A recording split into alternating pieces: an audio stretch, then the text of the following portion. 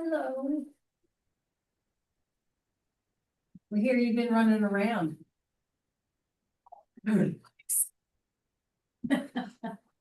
I'll visit. You because they're across the I got it. so it would be a live stream. Did you get that? I did it. Hi everyone. Paperwork in. The- How do we hear her? Are you able to hear me? Yeah, we can hardly hear you. Oh, I'm so sorry. Is that any better? I see. That's better. Thank you. We are ready to go live. Oh, excellent. Look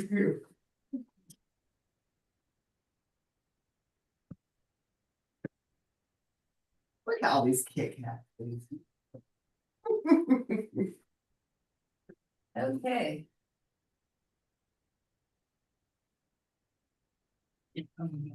Are we live? Yeah. Oh, okay. I'm sorry. I'm used to the prompt. Okay, good afternoon and welcome to the Home and Community Care Block Grant Advisory Committee for November 19th, 2025. Today's meeting will be is scheduled for an hour and a half.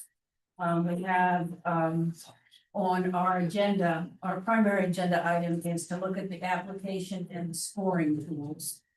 So before we get into that, let's go through our housekeeping and do I have any additions or modifications to the agenda?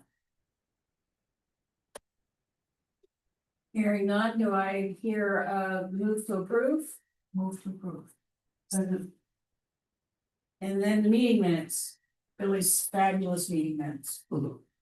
Any revisions, updates, comments?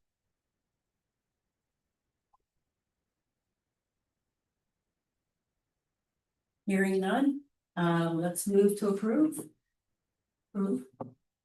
Second? Second. Very good. Okay.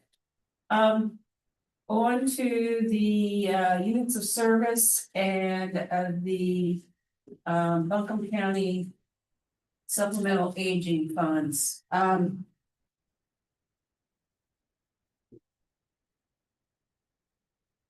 think we got a lot of good feedback from our questions from last session. So I'm not going to spend a whole lot of time on either of these. I think 4 months in, some folks are on track. Some folks aren't. So I think we'll see how things go in the next couple of months. My only comment would be for the supplemental aging fund providers to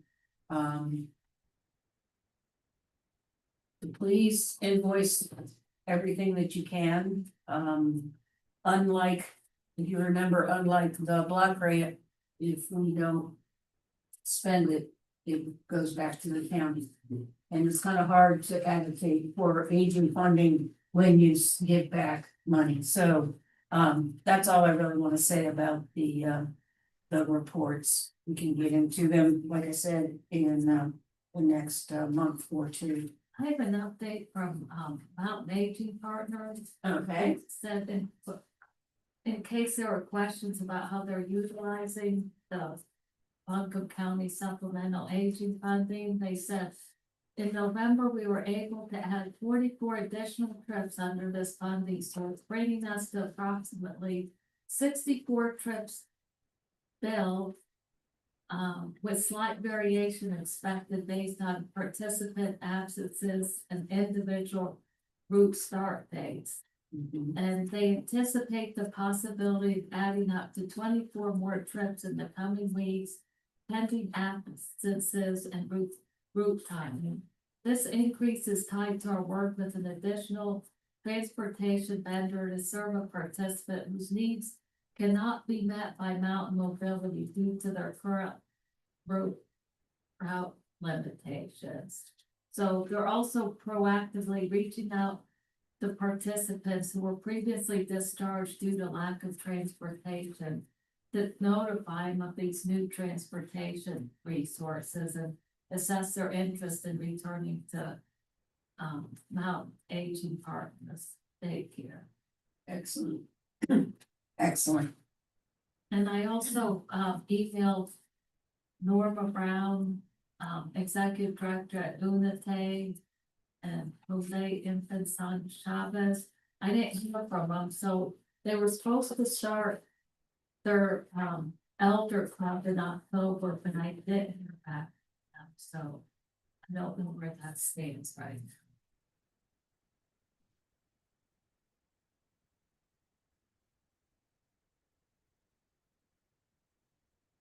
Does anybody else have comment or questions about the units of service or the aging funds? Just had one question about the Land of Sky, the senior companion program. You still haven't filled that thing? Yes, they go through their, they go through their other funding first and then use the, or the HCCBG funding. Once those are extended, because they have other grants that are up, before ours, so. She says she has no problem utilizing all of it, it's just, she's trying to spend those down before she accesses this one.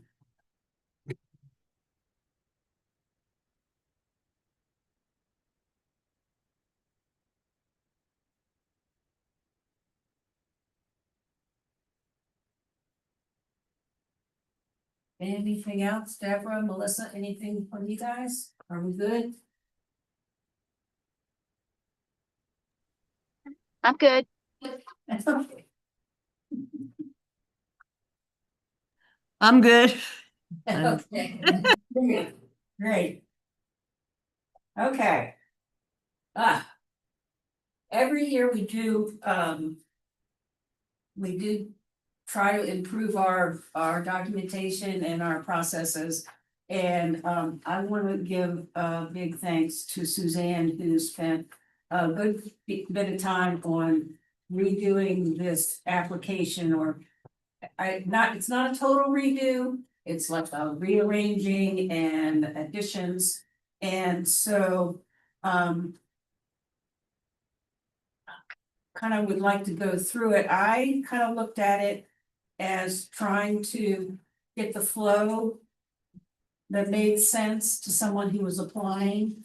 That it provided information to us as reviewers. And this is gonna be my soapbox, I guess, is to help people, show us how you're building capacity.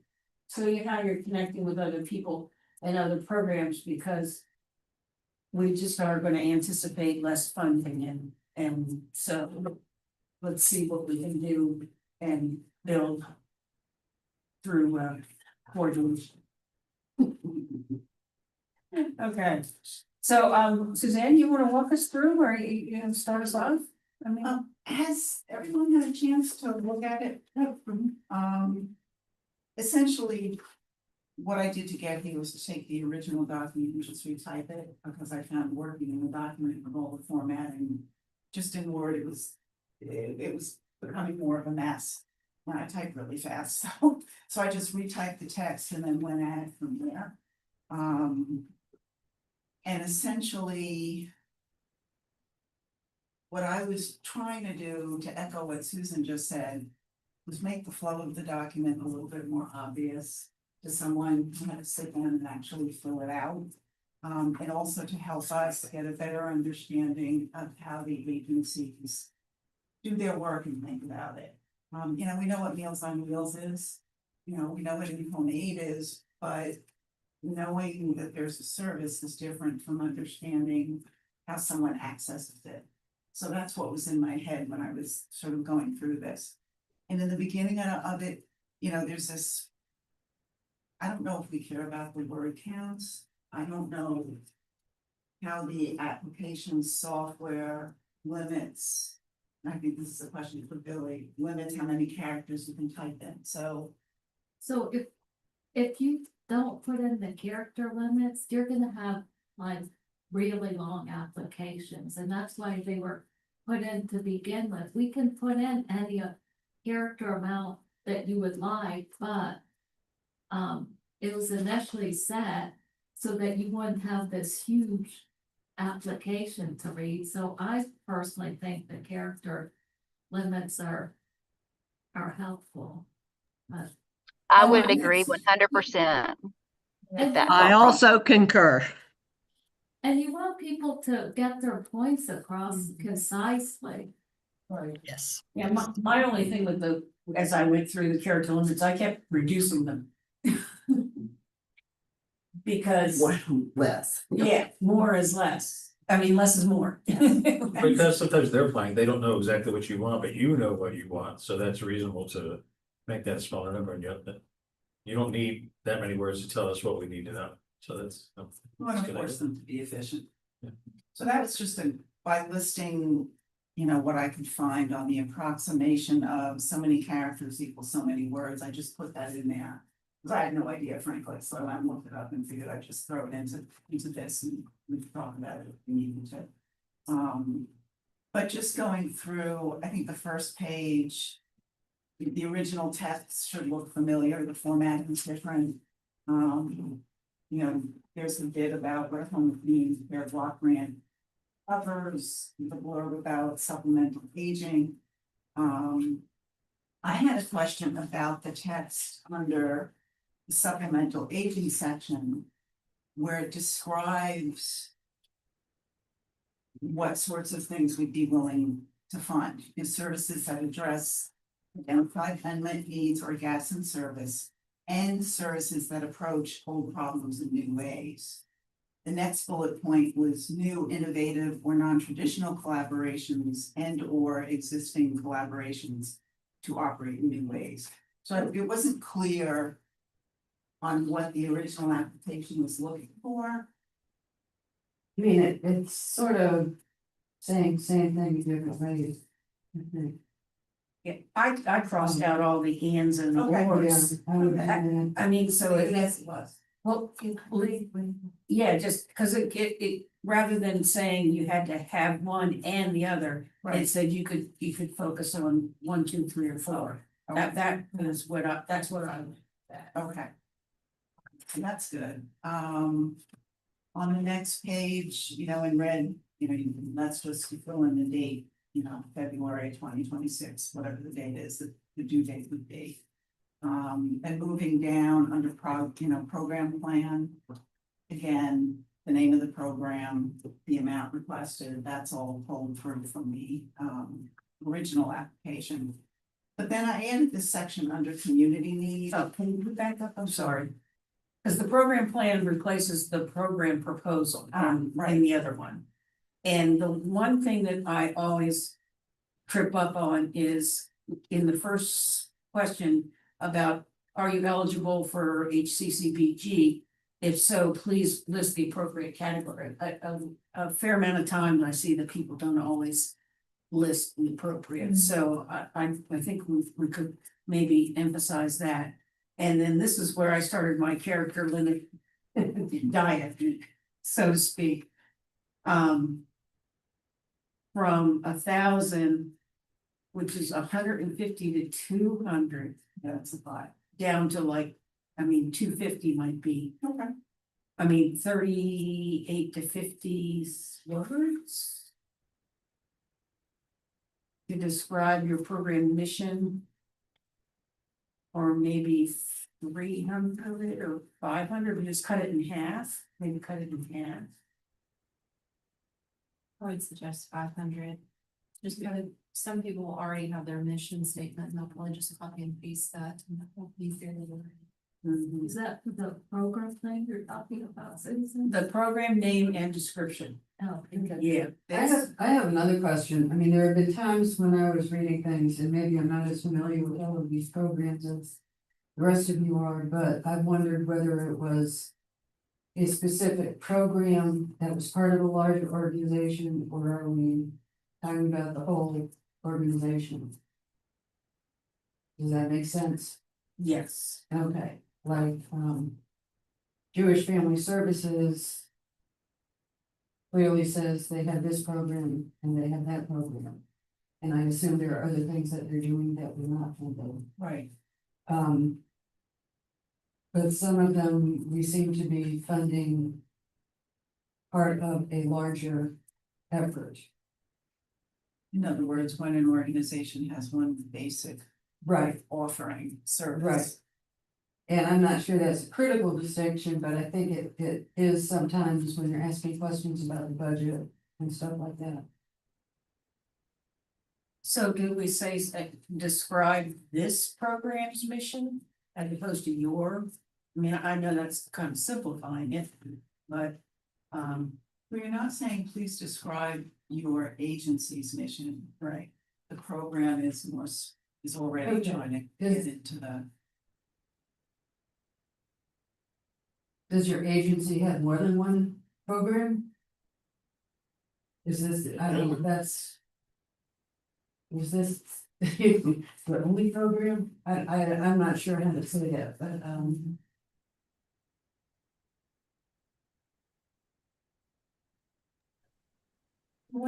how is this a self-contained program or is this part of the larger mission of the agency? Does that make sense? I think it depends on the organization. Yeah. I think that my perception could be wrong too, but my perception has been. Based on Right, Jewish Family Services and whatnot. That the agencies are applying to fund a specific program. Not necessarily their entire organization, unless the entire organization is basically transportation, it's a single Right. service. So I'm not sure. That it isn't clear to most of the applicants. okay. So maybe does your organization have more than one program? To start off and then describe. Is that gonna confuse them? Probably. If I'm just thinking out So I loud. think of it as like a facility or an organization is the big thing and the program is the little thing. Right, And that's the thing being funded, the So subset of. some- Right. Yeah, so something like associated agency or agency or associated with. I mean, like council on Parent aging. agency. Yeah, it would be a whole agency and then there's one program, it's not like Right. an agency associated with, so. Is that a critical, since they're applying to fund a particular program?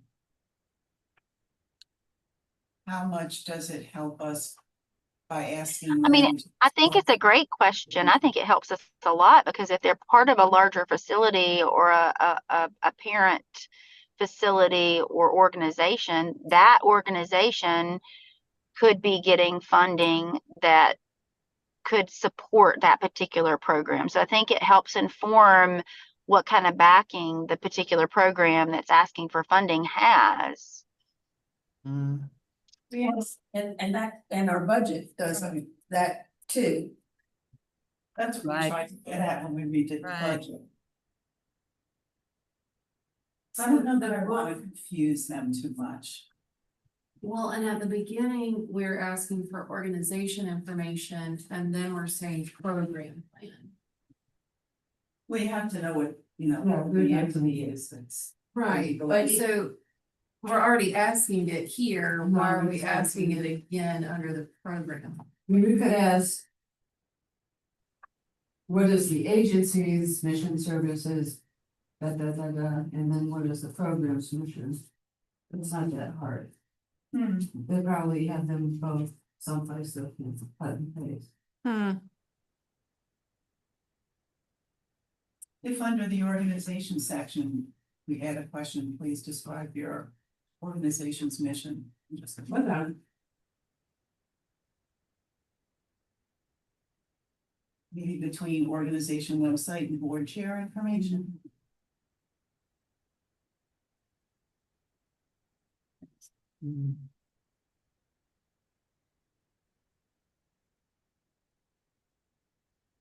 When we get into the weeds of the program.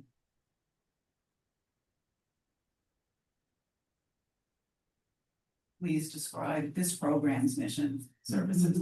Does that make sense? Yeah, I like that. Now, is it eligible for HCCBG funds? If so, please list the appropriate category. Did you want to change that? I don't want to change it, I just want to emphasize it somehow.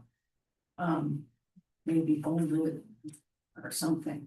Is there any way on the platform to do a yes, no checkbox on the drop down of the HCCBG programs? That way, I was gonna suggest a drop down too, instead of having them type it out. of just the 20 services and they can just click yes or do the drop down list, yes or no. That's the first, the grant administrator that oversees that. So could we put a link to that? You know, that link that describes the 20 programs? It's described earlier in the actual document itself.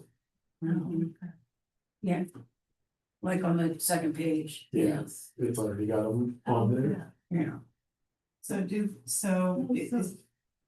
you know. Yeah, is it so el- that's the drop down box with yes or no. That's what you're saying. Or a drop, yes or no, and then under that, if yes, please select which one. Yeah, I can ask her, yeah. Just to simplify it a little bit. And one question I had, Suzanne, was client population, because what specifically did you mean? Because it is funding for, you know, older adults, age 60 and older, and their unpaid caregivers. Yeah, what was I thinking? I think the thought in my head at the time was, is there a specific subset, like someone with a particular limitation, or I guess the program itself implies that. And I kind of looked at the community need, the first question there. Please describe a community need addressed, how the need is identified and how target population is included as part of what they could do to describe their mission. I don't, It follow close off. Which is why I put it right from the program part. I think they're different. okay. I mean, you can have a mission that has nothing to do with community need.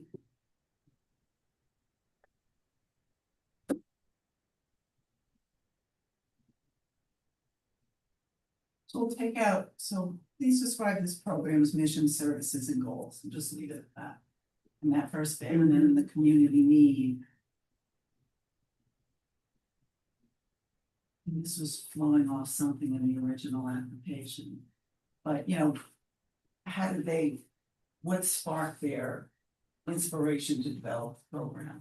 Well, I mean, I think we need, I mean, I do think we need that information. When you describe your program's mission, services, client population, and goals, that can be very, abstract. Yeah, and I think I'd like to hear something specific. Which is why I like that. Community need. And that kind of goes back, and I have the original application here. It said, question in the original application read, describe what community need this program addresses, how that need was identified, and the target population served. Include supporting documentation if possible. So that's, So we would like that.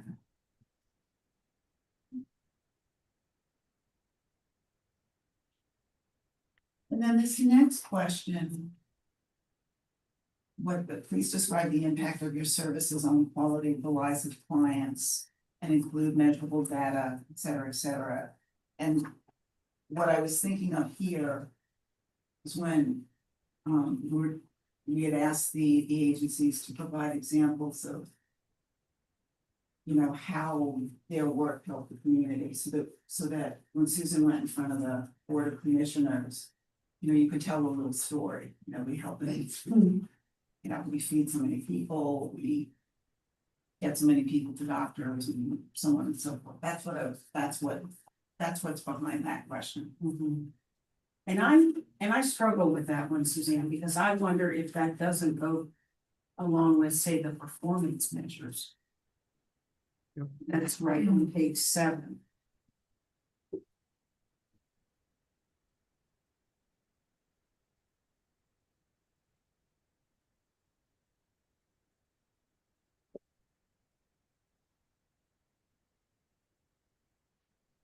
Because You could argue it's redundant. yeah, Take it out.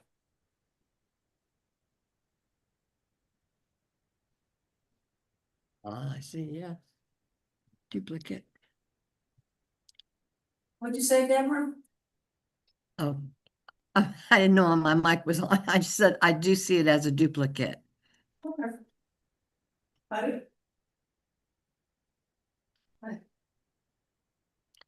All right, the page 3, the last.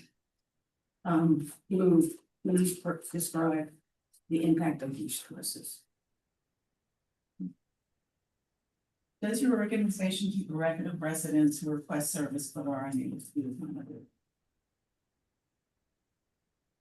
Seems straightforward. Do they have a waiting list? Yeah, and I tell you, I like the simple yes or no. Yeah. Because I do too. we tried to get some responses prior and it wasn't, the responses weren't helpful. In my opinion. Okay. Coordination. I think we want to change that character limit, but please list some of the organizations, nonprofit and for-profit that provide similar services. And what I was thinking here essentially is, I'm basically questioning how aware the agencies are of their competitors. And I think the spark for that was our visitor 3 or 4 meetings ago, who had asked about you know, redundancy of services across different organizations and why some of them didn't merge for the purposes of, you know, administrative efficiency. But it's never been clear to me if in the social services space, when services are outsourced to nonprofits to actually deliver the services that the government is paying for, it's never been clear that there's that much awareness of who their competitors might be. And I can share at the regional agents, regional Aging Advisory Council. Regional Aging Advisory Council, which was last Thursday. There was an example that was brought up in transportation that 2 groups were working on basically the same type of service. And they found each other, and so they consolidated. So I think it's a good question to ask. And there's a lot of collaboration among aging services providers. I mean, when I look at the list of who's funded, there's not a lot of them that overlap in what they provide in terms of services, but the aging services providers, they're working together to collaborate to make sure that there's not duplication of services and just like, you know, Elizabeth Williams started the Aging Alliance so to bring the providers together to avoid, to bring efficiency and avoid duplication of services. And that's what she did with Mountain Aging partnered Mountain Care with Henderson Council on Aging of Henderson County. And there might be more of that going on. So I give credit to a lot of the aging services providers because they are collaborating and they're aware of who might provide similar services, or they support people that do different things than they do, you know, like Meals on Wheels. Like there's an elder nutrition collaborative that you know, Meals on Wheels and Manos working together and all food connections, you know, so they are aware of what others are doing. But wouldn't, and to your point, Billy, wouldn't this be an opportunity for them to share Oh, yeah. and be able to, and to be able to give us the information when somebody asks us? Oh, yeah. Yeah, so, And we had that question coordination on the last, so yeah, definitely. but I think, this is more specific, you know, list. And I feel like we're Okay. talking about two different things too. So if you're talking about collaboration and then you're talking about duplication. So it's two different things. And if you want to, like, I guess if you're wanting to maybe eliminate or restrict funds to ones that are duplicated versus you want to provide funds for those who collaborate well together. So I think I don't know if we want to have two questions, one question. I mean, that's a good point, and I noticed looking at last year's application, you know, there were two questions related to coordination, and question 15 was like, you know, question 14 was how do you coordinate with other agencies providing similar services and what are your shared goals? And then 15 was please include your strategic partner organizations and programs. So, and also include how you ensure partnership and not duplication. So they had the opportunity to list them last year, but maybe this is, you know, this tells them to list them. Maybe they didn't list them This is last a year. lot more specific. Right, it's Yeah. specific. Because one of the. What we don't have it sent, well, as an example, I thought, okay, if I needed an in-home aid in Buncombe County, who can I call? I don't know, I went, looked online, wound up at Land of Sky's website, and they listed. Something like a dozen agencies that provide in-home aid services, and I'd never heard of any of them. Because they don't apply to our funding. You know, they could be private pay, they could be, who knows what, funded by. Yeah, and I guess that's my question, is like. For instance, if I'm doing the NMA application and I'm listing all the NMA agencies, but they don't do what we do. So I'm not gonna, does that make sense? Like they don't support the people who don't have the money that we pay for. So is that what you're going for, the names of all the NMA agencies? Or do you want people who want this, that do the exact same thing that you do with your program? Does that make sense? Yeah, I don't know that we need them to list every loosely similar agency in their business. Yeah. I'm thinking I'd like to get a better sense of who do they think their competitors / partners / coordinators are. You know, do they have one or two agencies in their head they follow all the time? And is this information gonna make a difference in your decisions related? Like, is this going to inform you in some way, I guess is what I would be asking about for the application.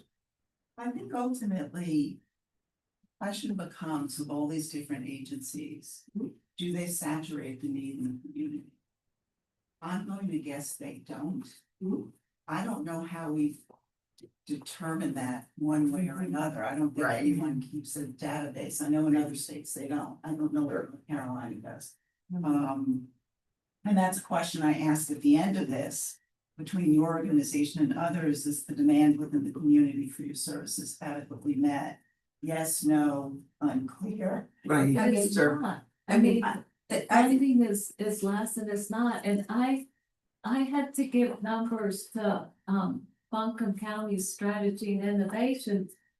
They were closing out the strategic plan 2025, and I went, and they wanted to know like some of the highlights, in our department of what we served, and I went through from FY22 to FY25.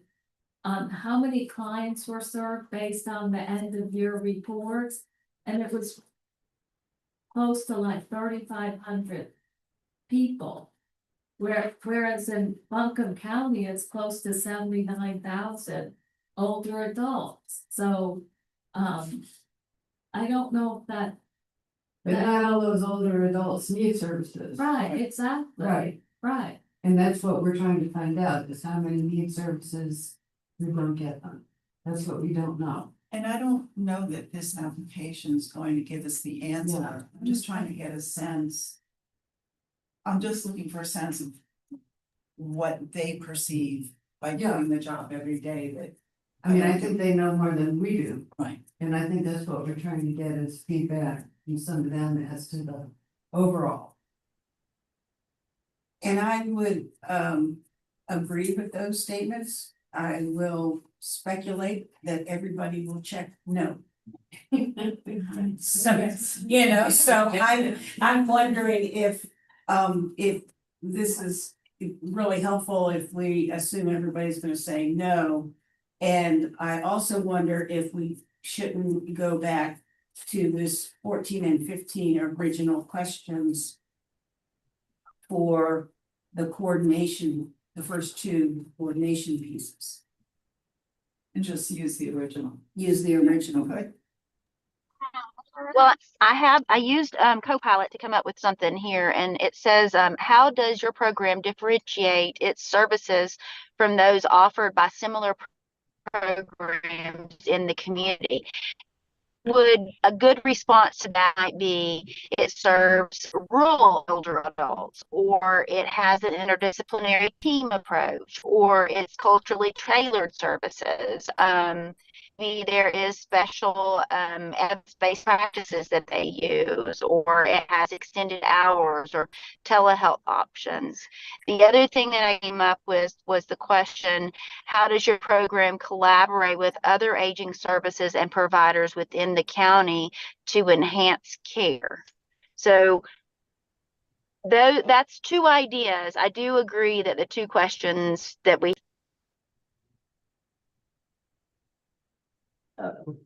Melissa, we lost you. Can you hear us?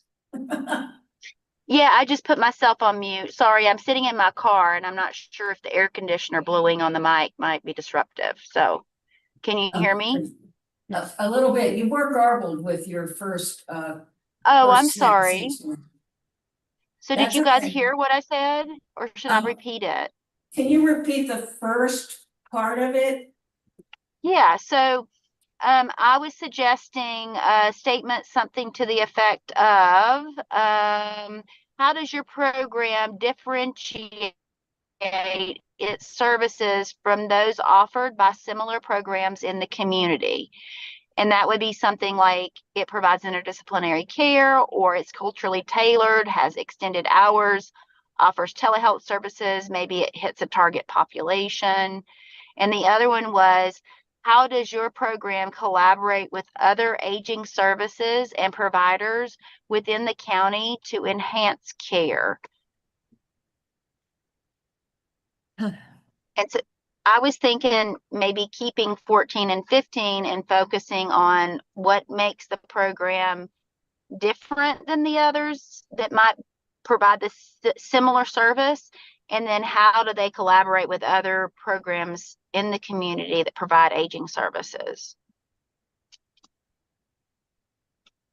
Yeah, they're not completely aware of all of the competition. I don't know how they would answer that question. I agree. That means that you have to know exactly what the other people do and how you are different. You could step on toes doing that because you don't actually know. I do think the collaboration part is a very good point. So I feel like if you run a well enough business, you know how you differentiate yourself from your competitors. Well, you would have to know who they are, and we're asking people, are you aware of who they are? So you might, I don't know. That was the purpose of that first question, please name a couple of your competitors. Again, I don't. It's a highly fragmented space. There's no top-down coordination around any of these services. And for that reason, I don't wanna ask them to write essays where they might feel like they're shooting themselves in their foot or making statements about things they're not fully informed about. If that That's makes my sense. point. Yeah, that's my point. I guess I'm struggling with the word competitors. I'm Yeah. small c. Yeah, yeah. they're- Yeah, but, I think the way they differentiate themselves from other programs ought to be in their mission statement or their purpose. Yes, and then it just speaks to their organization. And Yeah, then I think it's great to ask what other organizations are you aware of that provide similar services? How do you collaborate with them? Something along that line of something that they do have knowledge of firsthand. We're not looking for a thesis from that, we're just looking for a sense of their view of their role, so to speak. and so that's why I've reduced the character limit down to like Yeah, 500. Yeah. I was just grabbing the numbers, I wasn't even thinking that. that's, you were thinking a lot of things, so that's just, yeah. List some of the other organizations that provide similar services. And how do you coordinate, is that? Well, that's, I broke it up into pieces with the next question, do your partner or coordinate with any of them, yes or no? If yes, certainly not, 500 characters or so. How and under what circumstances? and I think that's the same as collaborating. Yeah. Yeah.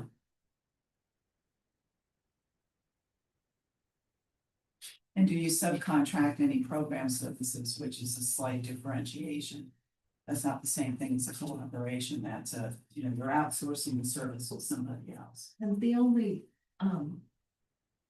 in-home aid subcontracts out the services. So I don't know if that question should be in there. In this section? Do you subcontract any program services? As far as I know, the only, Buncombe County subcontracts out the for-profit in-home aid agencies to provide the services, but everyone else provides the services themselves. Well, that's what we want to ensure. Council on Aging subcontracts with Moose Cafe for Oh, that's true. meals and Okay, Transportation. That's true. Nothing in transportation. oh, Yeah, yeah, okay. map. For Oh, yeah, transportation. okay, And it'd be easy enough for people to say no. right, Yeah. okay. Yeah. So do we want to leave this section basically like this, or do we want to flip it and go back to questions 14 and 15? I think it's fine. Well, I kind of like the new. Okay, well. Then what about the one about the between your organization is demand within your community for your service adequate? They're all gonna say no. Well, they may all say no, but then we can, follow up and ask them what else needs to be done. Well, also, if they do have a wait list, then it's obvious they aren't adequately met. And the need surpasses, the demand surpasses what they're able to provide when you actually have a wait list. So The idea of unclear or unknown is, gee, I know I've got a wait list and I don't know about the guy around the corner, it's. Sure. Maybe make that unknown as opposed to unclear. That makes sense? That's what. Okay. Were you comfortable with this section? Yeah, I think so. So we reduce the character limit Yes. to 500 for each of all of them, you contract services too, Yeah. down at 500. Yeah. Yeah, 77 to 100 characters here. Now, this next section is new. This is, again, reflects my experience advocating for someone who needed a lot of social services. You may or may not like this section. Client service experience. Please explain how prospective clients learn about your agency's program. Please describe the application process. Is access to your programs needs tested? And we got a feedback from. We can't ask that, right? No, because For supplemental aging funds, I don't know, for HCCBG, No. no. We can't ask that, I thought you said earlier we weren't supposed to fund organizations that had needs testing. You can't means test in order to receive home community care block grant services. So the question can stay there. I mean, it sounds like if that's true, that's something we need to know. Yes, but they may have other services that they do means test for. Well, that So- would be for the program they're applying for money for. And the reason I thought of it was that in our discussions in the past, when we had limited money, we had said, okay, there's a hierarchy of needs insofar as what the services address. Some, you need food, you need housing. We have limited funds, maybe we don't fund hiking, or maybe we don't fund Y. So it comes up in our logic if it's not explicit. Okay, I mean, I would change it to this program instead of your programs. But it doesn't apply, it doesn't, you can't ask it of block grant. Right, So you can't ask it or you can't fund it. See, I'm confused. I thought we couldn't fund organizations that were needs testing. So if it's an issue in funding, we need to ask. Well, I mean, DSS does means testing in order to place people in certain situations, but the in-home aid program for the home and community care block grant, they can't do that. So you can means test as an organization, but for the program, it should not require any means testing. Someone from Biltmore Forest should be able to receive the same services as someone out in Leicester. And the other thought in my head too was when something is means tested, the paperwork involved in applying to the service is usually pretty impressive. Because you have to prove that you don't have money. So, but we can't ask it, so it just comes out. Right? Yeah. Okay.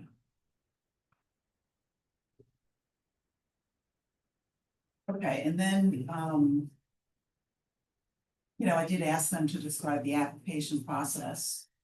I think we changed that character limit to 500 maybe, and what I was getting at here was trying to get a sense of what's involved.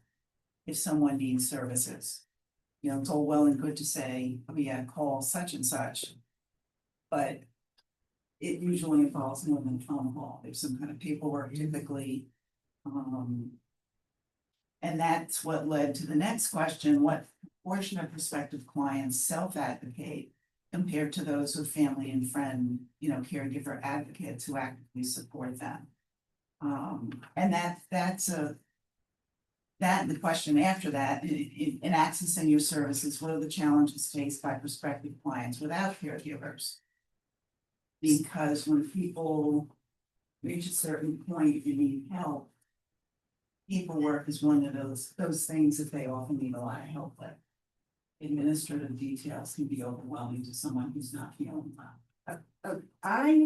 I struggled with this section, to tell you the truth.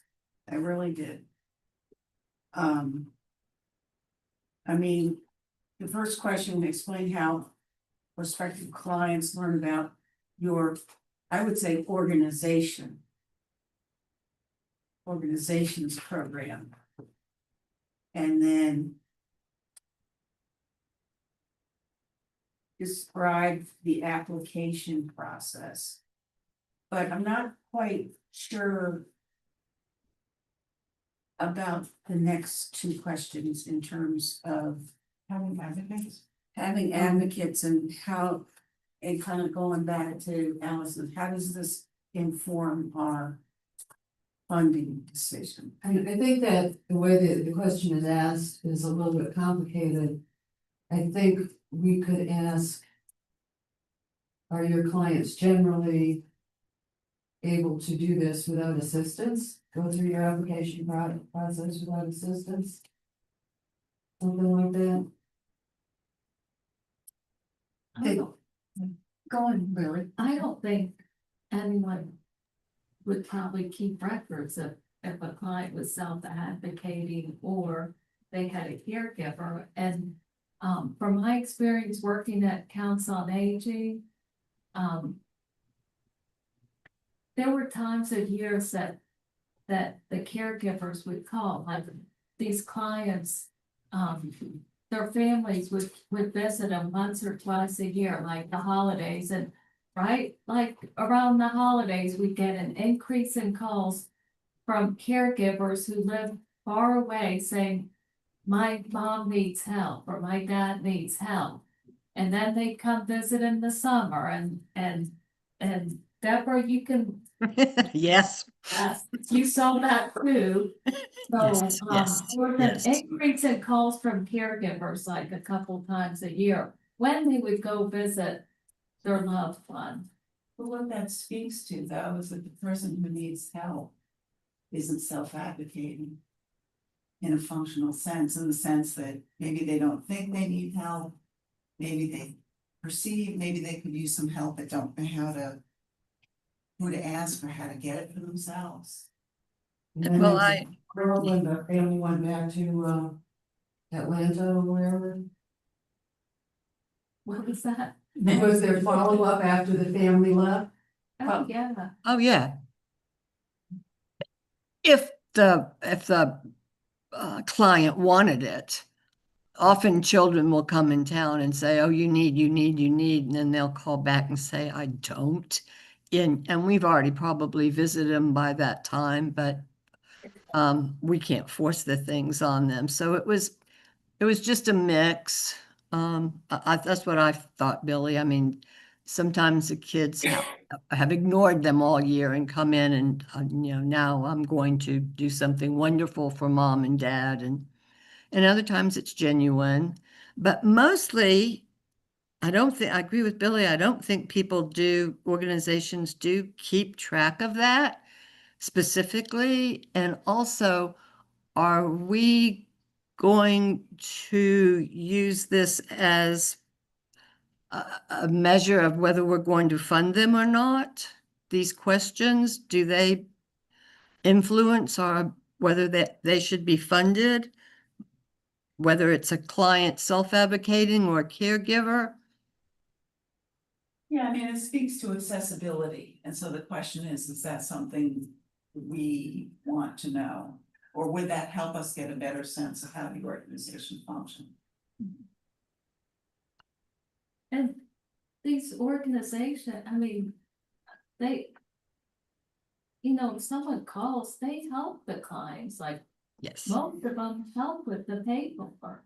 If they can't do it themselves, they help with the paperwork. Well, maybe add something to the question, please describe the application process. For clients. Do you help them? Is there assistance offered during that process? Or maybe just leave it simple and take out these other questions and not be, what's the expression?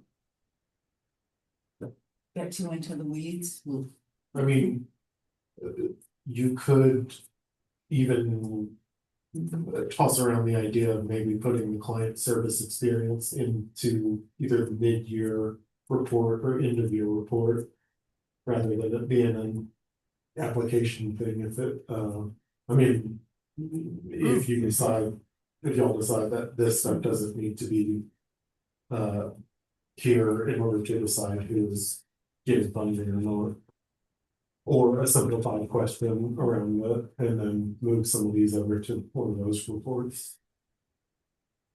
My concern in a time of very tight funding is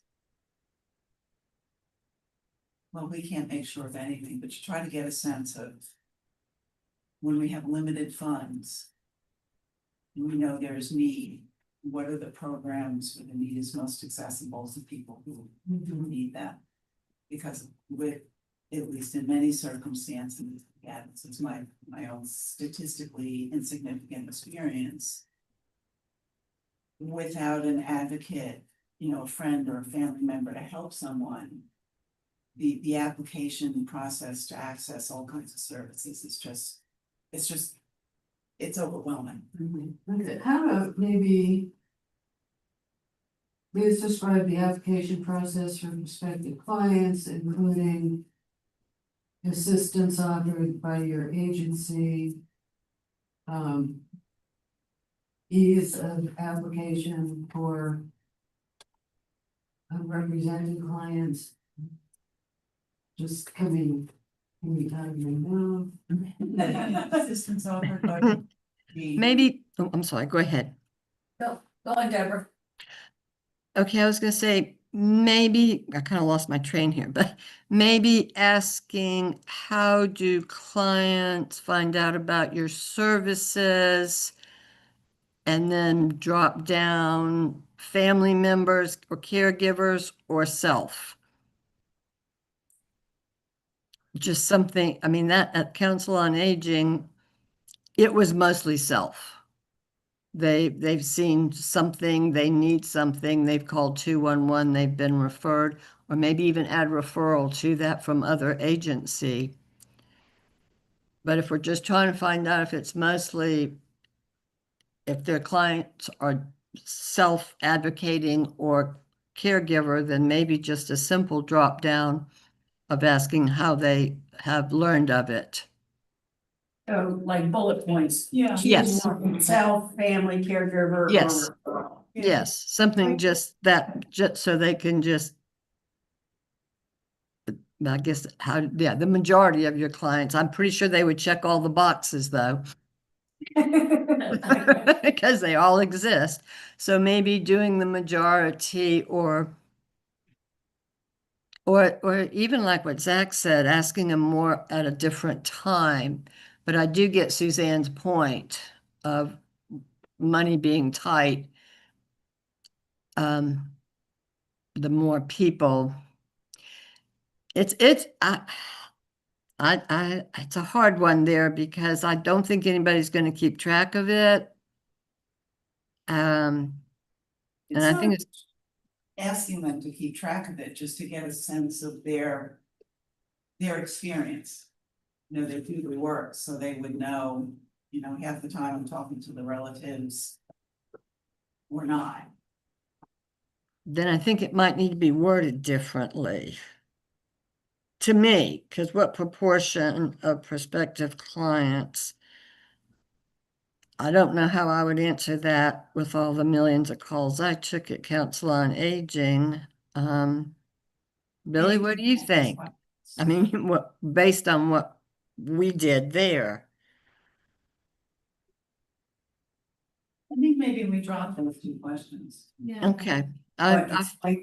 learn how to learn. Now, what proportion of prospective clients self-advocate versus, Oh, yes, I would agree with.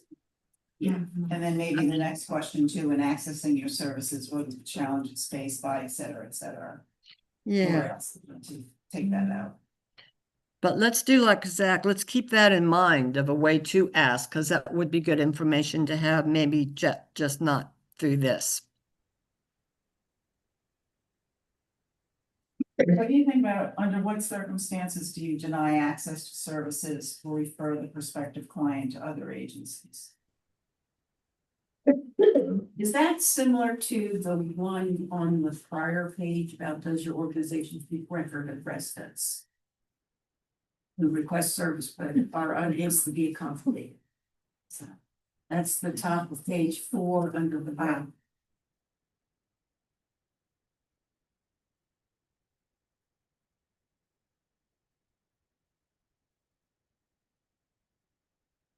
I mean, because if you can't serve them, isn't that like a denying access?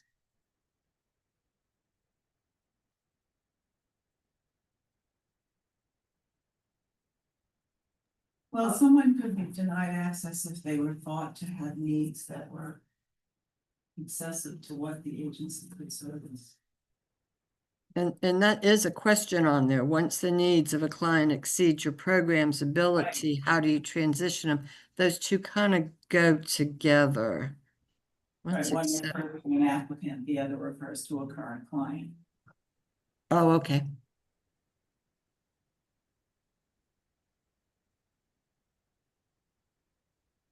I'm all for cutting down the wording. Mhm. I'm down to 500 for most of them.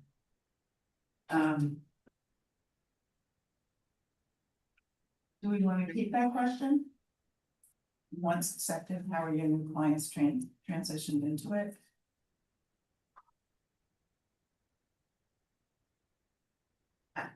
I struggle a lot, but deny access, that sounds so harsh. I agree. I'm like, under what circumstances are you unable to Accessing is provide service or something under what cir- rather than deny? No, I mean, this does mean something different. I mean, are there any circumstances under which you're able to provide services, but you decide not to anyway? Yeah, that, What it about, wasn't so much do we like the client, but someone might apply for services and have greater needs than the program can meet. That is what. yeah, or under what circumstances, eligibility, putting that in, under what circumstances, do clients who don't meet eligibility requirements for your services are referred to other agencies? Clients don't meet eligibility part, is that what you said? Eligibility? Yes, the eligibility parameters, certain, I forgot the word I used. But basically the clients who don't meet your eligibility requirements for the program. The criteria. Say what? Eligibility. Criteria, yes, thank you, thank you, thank you. Have you ever asked what the eligibility criteria is? Well, that should be, Well, what about, what about under what circumstances do you refer the prospective client to other agencies, to other organizations? But that could go back to coordination, and we're talking about, do you partner or coordinate with any of them? Yes or no? If he said yes, how and under what circumstances? right, So then they can easily just copy and paste what they're putting in there over to this. Maybe cut this question entirely. yeah. Okay, once accepted, how are your clients transitioned into it? Do we hear about this? I'm looking for, like, is it, what I'm trying to figure, what I want to get a sense of is how much paperwork is involved. Because paperwork translates to caregiver burden, and that can be impressive. But we may not hear. I mean, I think we need to look at, well, maybe this is just looking at current services, but do you really transition into housing and home improvement? Or congregate nutrition, or transportation, or, I'm So are you more trying to figure out what the It's not you. paperwork is, not like necessarily about the transition process? Right, because when I Right, think like- transition, I'm thinking like an orientation. Right. Like, to Right. me, that's the way I read it, like, how am I oriented to this program? It's not helpful. We're not looking to them to provide a piece of plan of operation. I mean, Well, I find most of the paperwork is in the process of getting accepted into the program. and that's addressed at the top of the page, please describe the application process. Right. That's just me, though. Okay, let's cut that question. I like shorter better anyway. What do we think about asking about transitioning a client out of the program when their needs become excessive?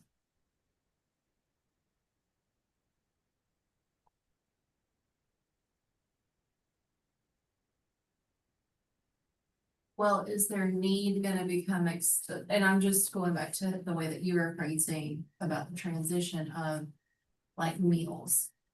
Are they gonna transition out of meals?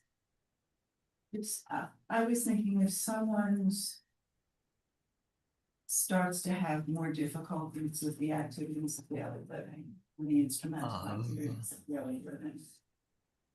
They might need more help in dealing with whatever it is than this service can provide. So for example, if someone starts to have problems feeding themselves or swallowing, then the congregate dining option might not work well for them anymore. Well, I also see the things I think of, Suzanne, are like day stay. And, you know, not making partners with the daycare and they have.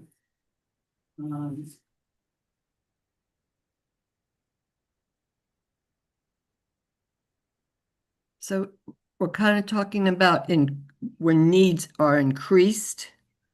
Yeah, Okay, a client whose needs are increasing and you're no longer able to meet those. I see. Because they need more hands-on help. Is that gonna impact your funding decision? I just wanna keep going back there, if you're looking at this application to try to figure out like who you're gonna fund, and so is that going to matter? To that point, you have all these folks applying for money and it'd be helpful to know how they conduct their services. And it's not our job to audit their finances or audit their operations. You know, okay, meals on meat, you provide food, you provide transportation, you provide this, that, and the other thing. But it's not clear based on the application process thus far. At least I haven't been able to get a sense of how efficient any folks are. I will say this, in Henderson County, they added to their application, please attach your most recent monitoring report. So it's not y'all's job to monitor their operations. It's my job to monitor their operations. And everybody gets a monitoring report after I'm done that sums up what either went well or what went wrong in that. So, I like that. yeah, Henderson Good. County requires them to submit their most recent monitoring report along with it so that the committee members can read it and see if there were any findings or anything like that. Usually, What if they're new? if they're new, they don't have to have one, they can just say NA. And that would be up to y'all, whether you decide to fund a new provider or not, but. Maybe yes for that? Yeah, because that could be like a addendum. section. Yes, Take out that last question. Okay. Well, monitoring BCS, they have this usually the first year they're new and then a couple of years afterwards, but every time I do the monitoring, I send it to y'all. Last monitoring or does it would it have to be them for that? You see what I'm saying? Yeah, I can provide it. Usually it just gets CC'd to Susan and the county manager and to y'all, Leanne, and whatever organization chair they may have. But I'll play the devil's advocate on this. If you require them to attach it, doesn't that kind of force them to look at it and say, well, you know, as I'm applying this application, how? Absolutely. Yeah. Well, and they're aware that it's gonna be looked at in essence by asking them that they're aware that that's something that could be looked at, so. And also on the provider side of things, if there is findings or non-compliance. They come up with a plan on how they're going to fix it. And they receive a letter of acceptance from me and a new monitoring report once I monitor them again to make sure that it's all been taken care of, so. Just, to any providers that are probably listening to the live stream, like, I don't want them to freak out because there are things that sometimes go wrong and, I's Right. don't get dotted, T's don't get crossed, or, sometimes things just don't go the way that you plan them to. But there's always a fix for them, so, maybe a corrective Make it better action than can ever. be submitted. Or any pertinent documents that go with that can be submitted as well. And on the positive side, it can also emphasize their strengths. Yeah. Yes. Not getting captured. What now? And Taylor said that that would provide strengths that are not getting captured in the application. Yes, yes, and that have been witnessed, and yes. I mean, I'm looking at it from the strengths perspective on when I'm thinking that's a very good idea.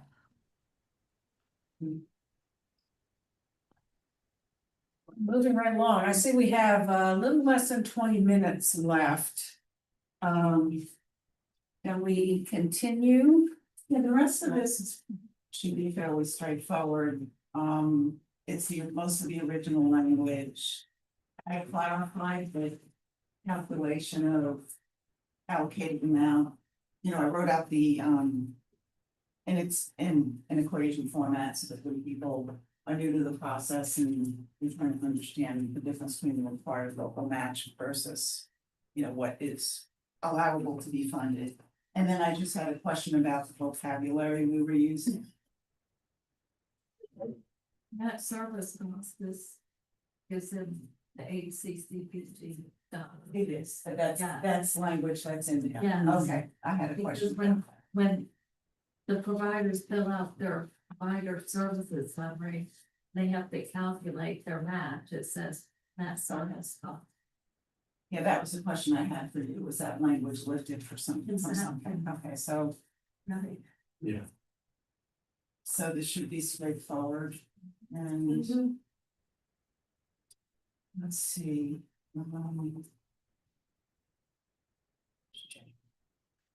Find the unit of service you've been billing as well as the cost per unit. I spelled that out. And then there's a question, is your billable unit rate different from the actual unit cost of the service? I just put in yes, no bubbles. But the rest of this is pretty much what was in the original paperwork. So what about reducing the 1,000 characters? Yeah. 500. Right. And I would also say that on the, performance measure site.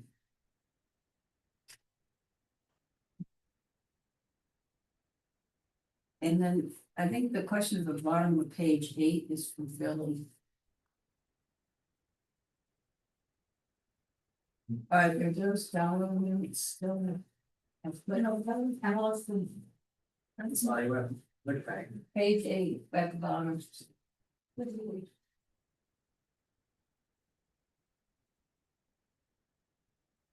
PA rates? She may have to get back to us. I'm just trying to get your question. $33 an hour for 7 days. That's the original language that was in the app. So the $33 already.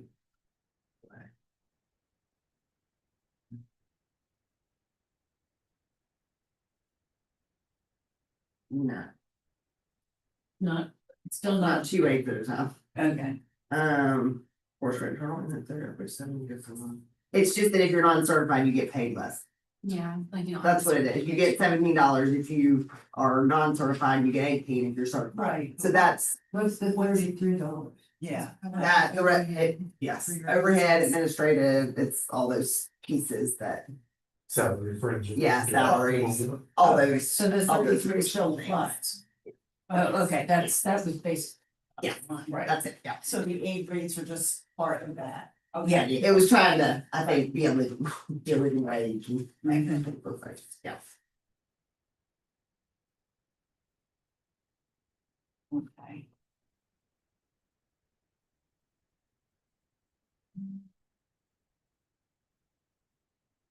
Was looking at the characters when it said all Yeah, parking and stuff.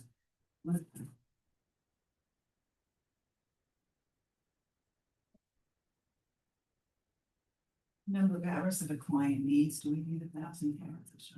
I don't think so. 500. So that may be. So Allison, remind me, when determining the going for in-home aid, is there like a standardized norm kind of thing? They're telling what level people qualify for? Yeah. Yes, Okay. yes, there you go. There's certain services that have to be level 2, like touching someone to help them get into to bathe or whatever, like that has to be Okay. level 2 as opposed to like level 1 is Yeah, no touching. level 1's housekeeping, level Yes. 2 is personal care. And so it's very clear what's what.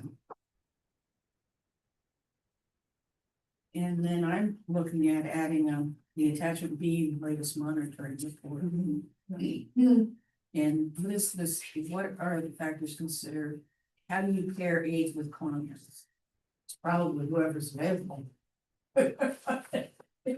I'm sorry to say. There's an application, like we send over the information and then we allow the agency to make that determination about who'd be the best fit. And sometimes people are a great fit, but then we talk to them and then they go back and we try to find somebody else that'll meet their needs. And so, yeah. Yeah, that language was in there, I just clarified the question below it, that was already there. So.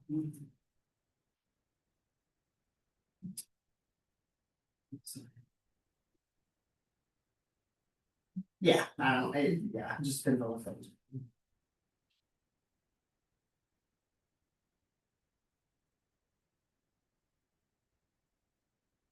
Now, they don't get a wait list, so I don't know if that's, if you, I mean, it's not like we give a wait list to our, like. This says, location priority meet position on wait list, it's not like there's a wait list at the in-home aid agency that we contract with, we hold the wait list. Okay, Everybody we send, they staff. And if they can't staff them, we contract with 3 providers, we send them to another agency that can staff them. So it's not, does that make sense? yes, Yeah, just take okay. out that position only, okay. And I remember correctly, adult protective services goes to the front of the queue. They do, yes, Okay. yeah, if they need that to stay safe in their home. They have a substantiation, that's what they do. Okay. So number 8 goes in, the blue goes.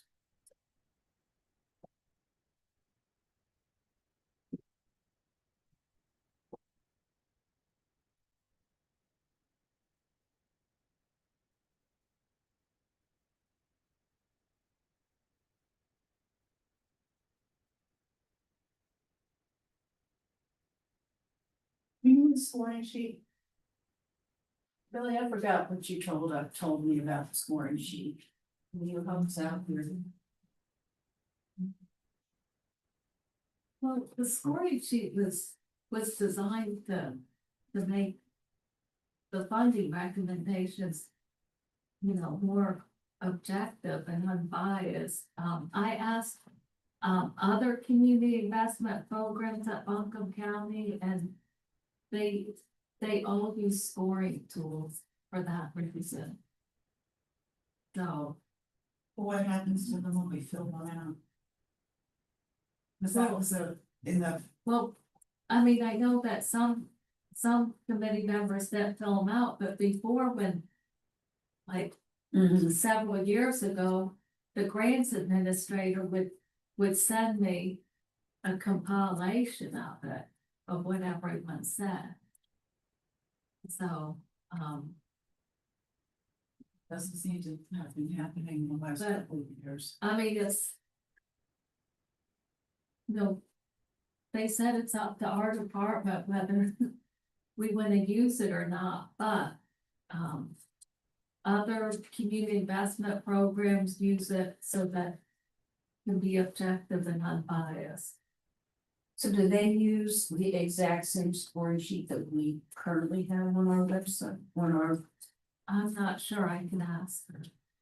But you don't, I mean, when we fill it out, okay, after we fill it out, we bring it in here and we change everything. It's the first pass. Well, yeah, I mean, I know that we started using the spreadsheet, like, you know, what people thought, but like before, I would get, when I first started, I would get this whole spreadsheet of what people, how people scored, and then somehow we got away from that. Scoring. Yeah, Scoring based on dollars, Yeah. basically.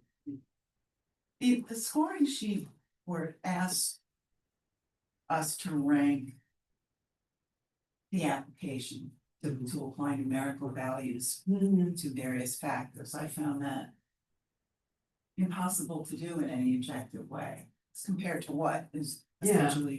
it's. I mean, I think yes or no makes just as much sense. If yes, maybe, sort of, maybe, not really, you know, I mean, that's. Is the need well defined? Yes or no? But then sometimes there's, I like to just really look at it closely again. Cause I do think sometimes scoring sheets are applicable to certain, like sometimes when it's one thing, like for instance, you're just looking at, what she's saying, like housing. yeah. You know, that's one thing. This is looking at a variety of programs that you might rate differently based on, does that make sense? Like Yeah. I don't know how subjective it is. I like that point, it's like, we're looking at different Right, programs. types of programs. And I think it was Melissa that said, and I agree, is that it kind of made me rate the quality of the writing, not so much the quality of the program. Yes. And I think that also, oh, sorry. Oh, go ahead. The part that Dan was talking about is the hierarchy of needs. I mean, like, I feel like that piece is missing from the scoring tool. If there was a way to incorporate that, because it's almost like, I think Allison said it a second ago, you're comparing apples and oranges. I mean, I'm rating something on the elderly population going on outings versus home health aide coming in to help somebody get personal care and food. So I'm rating apples and oranges. I think the thing about a scoring tool, I think the point is to eliminate so much subjectivity, right? Like you want it to be a more objective process. Because you can look at these and people have bias in all different areas, and sometimes you can just tell by looking at the score, like looking at a spreadsheet where a shorts. But I was saying, can you be subjective also in a scoring sheet too? Like rate it low just because you don't agree with it like that, or you know what I mean? And so I think that's where the question lies. Like, you know, does it help with objectivity or does it not? I think that's the biggest piece. I mean, I think to a degree it helps with objectivity, but I agree that there's also a factor in terms of what is more significant to the community than that we don't really get here. The scoring sheet at the end of the day doesn't really feed into when we're sitting around the table trying to figure out how much to fund someone. You know, it doesn't play it has no, you know, it makes no contribution to that process. You know, we agree, is there community need, yes or no? You know, what are some of the questions that they asked for? Yeah. Is the plan well defined?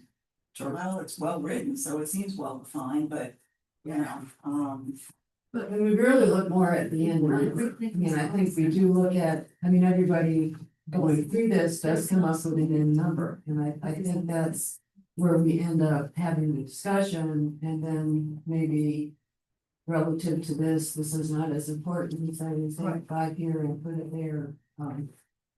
Yeah, I don't know. Doesn't matter. So something in my mind says, and I can't find it in my paperwork in front of me, and it's probably right here, but our purpose, we just worked on that last month.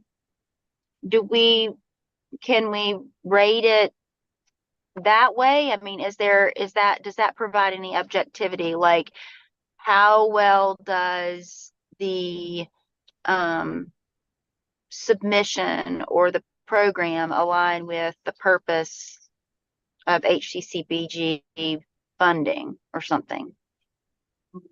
Would that help? That might help, to just remind us all, the purpose statement was to support and enhance the quality of life of older adults and their caregivers in our county. To allow older adults to live safely at home or in the least restrictive environment. Provide transportation and opportunities for social interaction to reduce isolation. I think that's a great idea, Melissa, is to tie in with the purpose of the bylaws. I mean, when this was going through the scoring tools, then we don't have any numbers left. It's just yes or no. So, maybe you could tie it into the How well does it tie bylaws. into How that? well does it tie into the purpose and the bylaws? I agree. I think it's a great idea, Melissa. What are we using the scoring tool for? We can fill it out, but then that scoring, it goes someplace and then.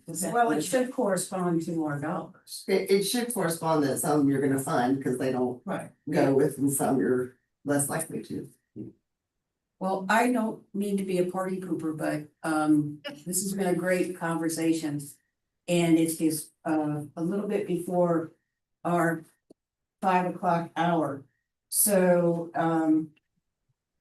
I think a December meeting would be appropriate. Can people make the 17th? Mm.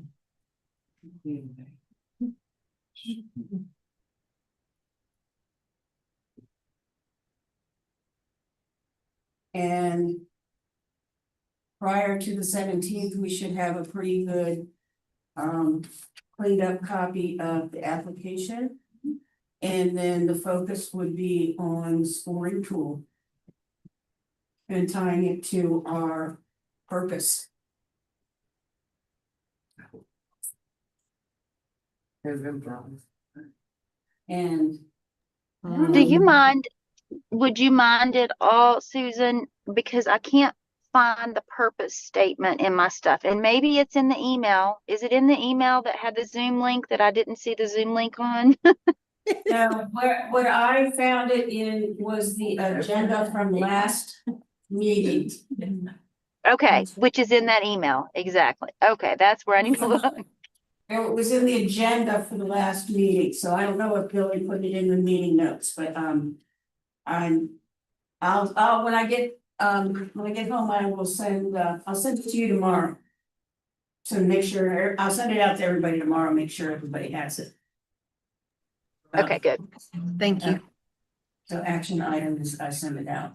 Can people meet in December? Does it have to be Wednesday? Is another day better or?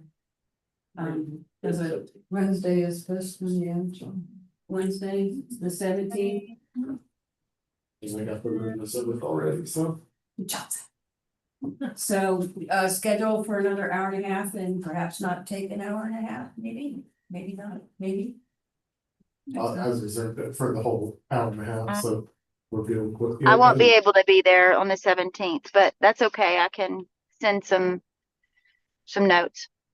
in the email. Please do, that would be helpful. Yeah, and maybe Dan will be back from his world travels.